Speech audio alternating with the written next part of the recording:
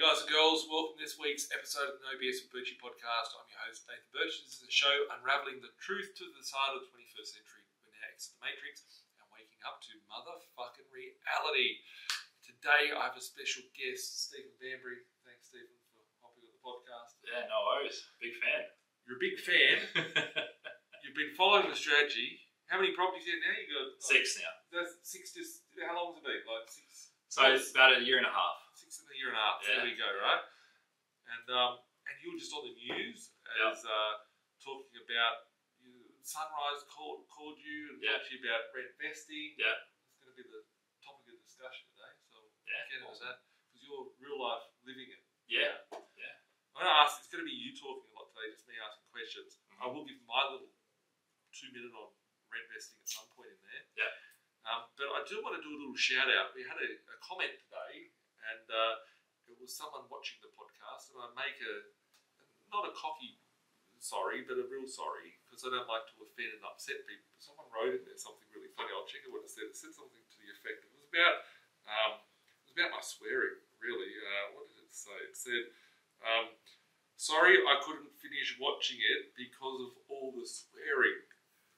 Fucking sorry about that, but I don't mean to offend anyone, right? But yeah, it's it happens, right? It happens, and we just try and have fun with what we do, and we say things real, and there's lots of people out there that give you scripted conversations to try and lead people to certain things, but we're really sorry about that. So Stephen, when it comes to investing, rent vesting, like you've bought properties. Tell us about why didn't you buy a principal place to live in for start? That's probably what most people think. Why? Yeah. First reason is because it's incredibly hard. Yeah. There's more and more on the news about how hard it is. The government's throwing as much money as they can at us to try and help us out. Yeah. But it was just a matter of me kind of thinking through it and going like, how am I actually going to do this? Yeah. And the more I thought about it, it was just like, wow, I'm really going to have to put in a lot of work just to afford like a really basic entry-level place. Yeah. So that was when I'd already been following you for a while. I'd saw what you've been doing and I was like, okay, that's one part of the equation. And then the other part is what am I going to do on my living side of it? And I was like, okay, well, I don't care about, renting and not having my own place. None of that stuff really mattered to me. Yeah. And so, I just kind of combine the two, basically. Random question, how much would so you're renting at the moment, yeah? Yeah. How much you I don't mind me asking. How much you pay roughly rent? Yeah, so I'm paying $750 a week with my girlfriend in a 1-bedroom place in the east. So, and how much would that property cost to buy? That one's like minimum $750 to $800. Yeah, Okay. no car space either. No car space. Wow. Yeah. What do you do for parking? So I have a permit in the council, and then I can park in certain areas and whatnot. Wow, that's fun. Yeah, it's making me do a bit more walking. I live on 15 acres. I'm just like, where do I park my car today? I'm parking from a bedroom to a parking down. I'm like, I don't even know how many spots to go. My cars don't park in the garage. I've got them full of other shit. Yeah. Park on the street. Yeah. Wow. Yeah. I think, with rent vesting, if you were to buy that place, that wouldn't be your dream house. No. Without a garage. What would an ideal property cost, for you living in the area? Say it's a 2-bed with a garage. In that area, probably 1.5. 1.5. Okay. Yeah. What would rent be on that? 1,100, something like that. So let's just say you look at $1.5 million. Yeah. Interest rates at 7% or whatever. Yeah. Right? 1.5 million, 7%. So 1 million would be 70 grand a year. 35 grand. So you'd be looking at about 105 grand a year in just paying interest. Yeah. And you're going to pay fucking council rates, water rates, all that. Yeah. So you're looking at 120 grand. Yeah. Before you get out of bed, you have to earn to pay for that thing. It's crazy. And you're paying $1,000, $700, whatever. Yeah. Right? I see it as a trap, right? Where I live, the average house, it's a sea of Colorbond monument roof, right? It's my favourite colour, is Colorbond monument, right? Everything I paint that colour, right? Yeah. But you see it, and it's like, how the fuck do people, you've got 2 people, if one person can't afford it, someone wants to have a baby, whatever, first day back to work. Yeah. It's like kids off daycare was having a kid, right? And it's like, I just see that as a trap people fall into. Yeah. Which, for the same $1.5 million, you could buy 10 properties. Yeah. 8 properties. Yeah. So let's just say you would go buy $1.5 million place to live in, cost you that, whatever. If you were to buy, how many properties would we fit in that? Like say $200,000 a piece. There's like 8 properties. Yeah. $400 a week rent. Yeah. There's $1,600 a week. Oh, wait, no, 8 properties, 400. That's $3,200 a week. Yeah. So you can either spend that $1.5 million, fork out 120 grand a year, it's 2,400. Yeah. Before you get started, or you can spend the same money, bring in 8 properties, bringing in 3,200, 160 odd grand a year. You got all these tenants that are paying for your lifestyle. Yeah. Fucking great. Yeah. And that was the very basic sort of equation that I was thinking. I was just like, man, this is just not feasible. Yeah. Okay. So. And what's the end goal for you? Like you're now renting, buying, building a portfolio. Do you see yourself buying a house to live in? What happens at that point? Yeah. So I do at some stage in the future, but every time I think about it, I push it back further. Yeah, okay. So every time I'm like, okay, I'm going to buy this place at this time. It's going to cost this much, whatever. Yeah. I'm like, actually, I want to get more assets first. Yeah. And I'm comfortable doing what I'm doing now. I don't, like I said before, I don't mind renting and all that sort of stuff. I've got a partner now, so I've got that part of my life sorted. Yeah. Which is really good. And so now it's just, okay, keep building. And then once we start purchasing together as well, that's really going to boost that as well. Yeah, I think like in relationships, like people don't even use that as getting off topic, but like people don't use that to their advantage either, right? Like so, like let's say me and you want to go and buy a property, so we can borrow $500,000 each. Yeah. We can buy $500,000 worth of property individually each. It's $1 million. But you can buy, if we go halves in it, then suddenly our purchasing power goes down to 500 because we're both jointly for that same debt. Yeah. And structuring when it comes time, all those things come into play. Yeah. Yeah, cool. And what about like the structuring of it, right? Like we're renting. What's the tax benefits of it? Is there tax benefits to that? So in terms of if I was to own my own place instead, I can't claim pretty much anything. So I'm looking at it like all those additional expenses we ran through before. Yeah. They're not tax deductible because it's my primary place. So why have all those additional expenses? The rent's going to be significantly less. So that was like the equation I did. And then in terms of the investment side of it, I get to claim a lot of those expenses on my tax. So, well, I don't know about you. I've never been in your house, but I know a lot of people when they rent, they might you may not have space for the home office. But a lot of people have the home office. They go home and work in the office. And their rent is actually half deductible. Half their house is an office. You can claim that rent. But if you were to buy that house, you'd pay $120,000 a year. You really have to earn $180,000 before tax just to cover your interest, just to service the bank. Right? That's fucking joke. Yeah.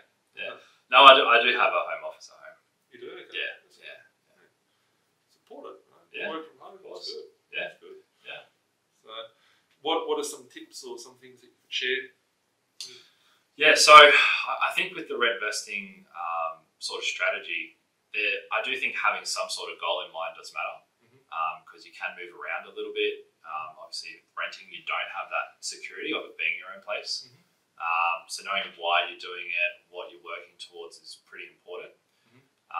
I've tried to rent in places where I do like those areas because whilst it's great on the financial side, I'm also a bit younger and I'm like, okay, well, I'm spending less. I'm going to rent where I might not be able to purchase somewhere to live.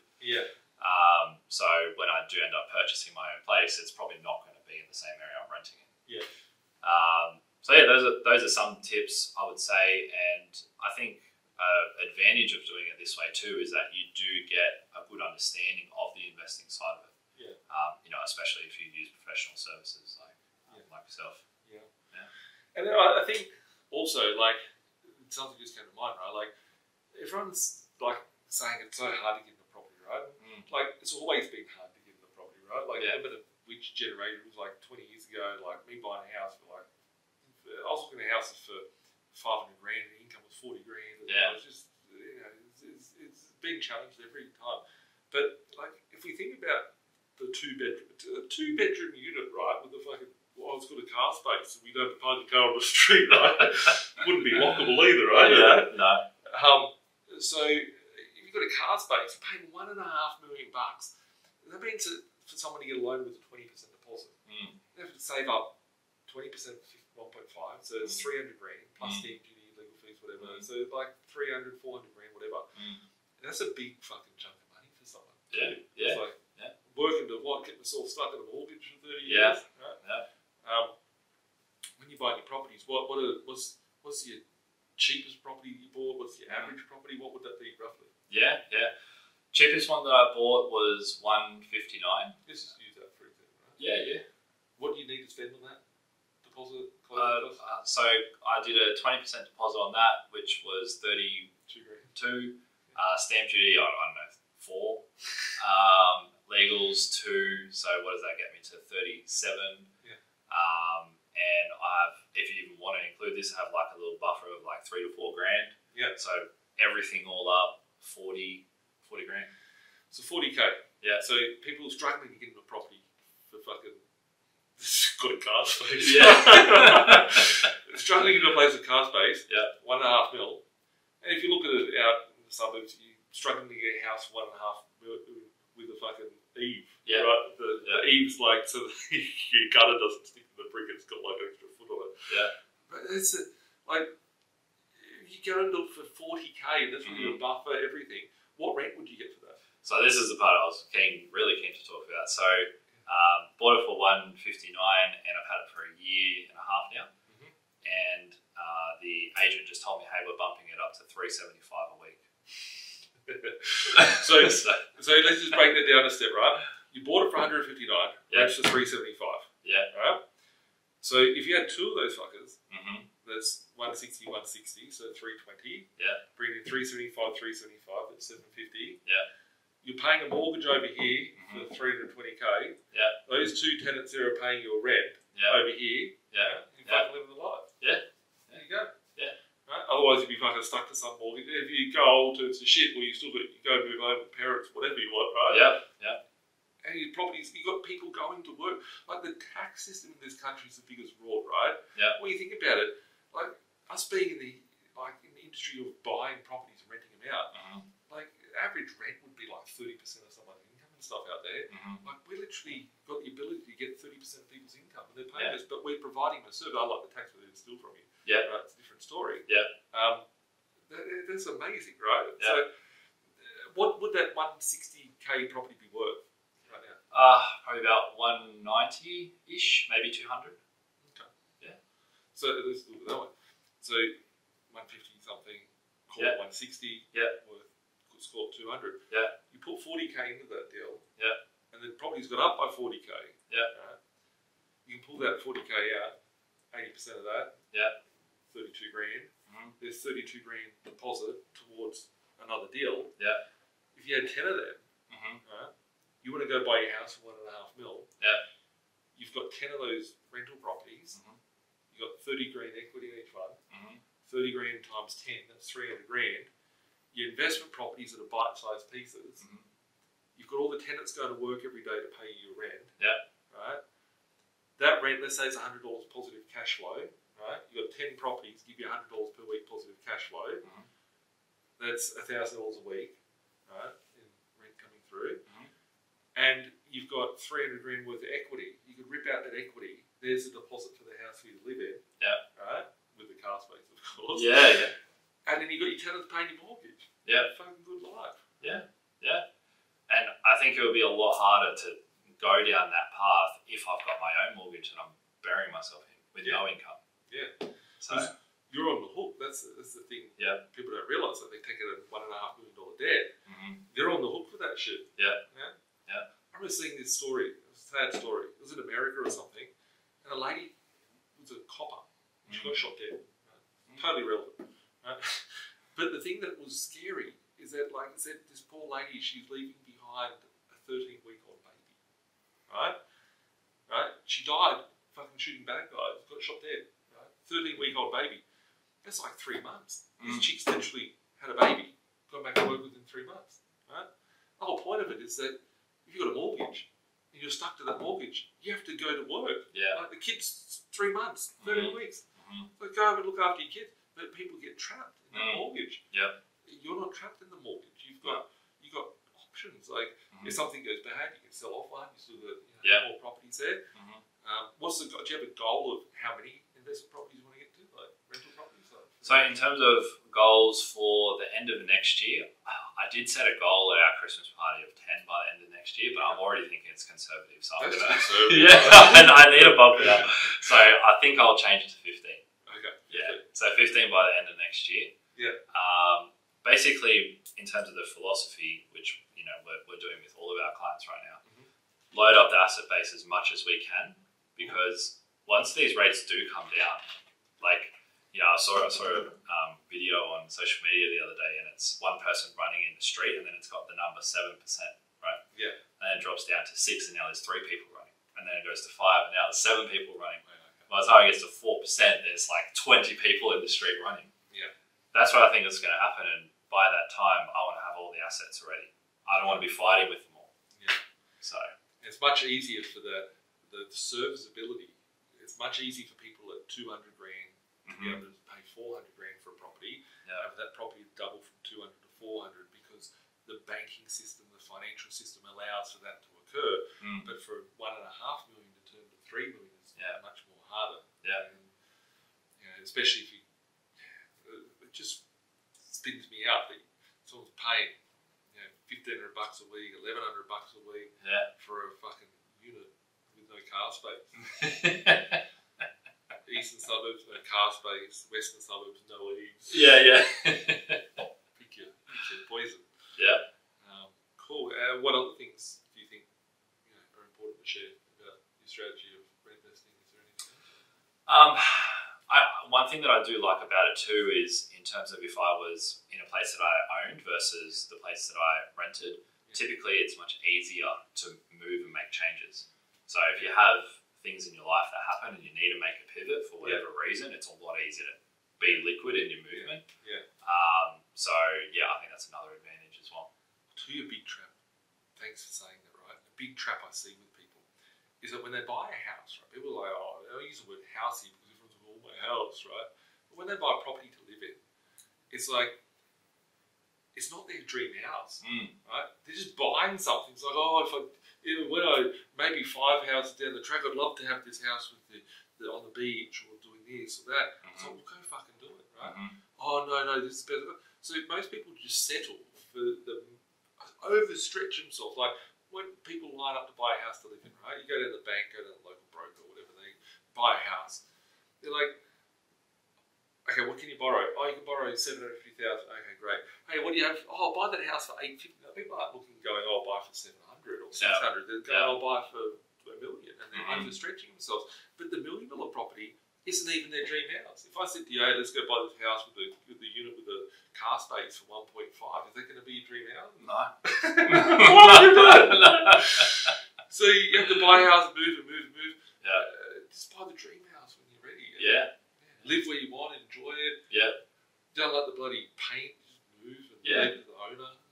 Bathroom turns to shit, kitchen turns to shit, walk out. Don't just walk out, but you know what I mean. Like you can move. Like you have to think, oh, I've got to save for a kitchen now. Like, Okay. And what about like I see a lot of people, planning for savings and stuff like that. Like I guess it's almost to go buy. Like you're keeping up with inflation with doing what you're doing because those properties are going up with inflation. They're keeping you invested in the market. Like if we put your position today and another person's position that's going out to buy their house, I'd love to come back and just see 2 people, right? And think about this maybe for one of your mates or something. Like I'm sure someone that you know from school that's going, oh, I'm going to buy a house to live in today, right? No eaves, right? Go into suburbia. And just think about like in 10 years' time and then look at the options that you have. Like looking at all the data I've seen over the last 2 decades, like doing it the way you're doing it, doing the way that I've done it, like you could be like 20, 30 times better off. And your cash flow, like you've got all these tenants out there Like, Yeah. you're the first stop. Yeah, you got to send your money back. Like, you're outsourcing inflation. You're taking other people's money. You're paying the mortgage. Like, you've got the debt. You've got control over the assets, but you're not paying for it. Yeah. It's amazing. Yeah. No, it's great. It's awesome. Any other sort of thoughts or any? So the goal's to get to 15 Yes. year. Yes. Is there like a goal of 50 or 100? What's the end goal for the house to live in when you buy it? So in terms of a goal, man, I think I'd like to have 30 by 35. Okay. That's like something that I think is like a good goal because I'm 31 now, nearly 32. Okay. So yeah, I'll have to really push it. Yeah. But like I'm comfortable doing that. Yeah, cool. It's very achievable. Yeah. Cool. We've seen lots of people doing it. Yeah. Clients are doing it. Yeah.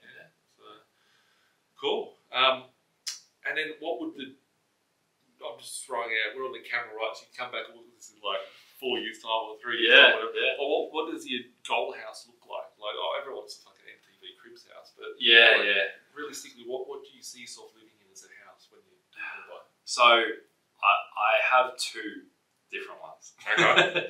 So I have one which is the sort of city apartment that has like the skyline and all that sort of stuff, which doesn't have to be that big, Okay. but it's really luxurious and modern. Okay. How much And then, is let's say 5 million that? Okay. or 4 million or something. Okay, yeah.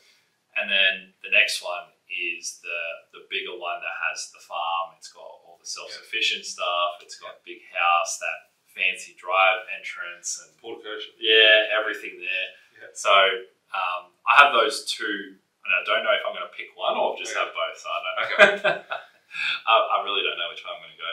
Say 4 mil, right? Yeah. Use that as a figure, right? Yeah. So 4 mil property.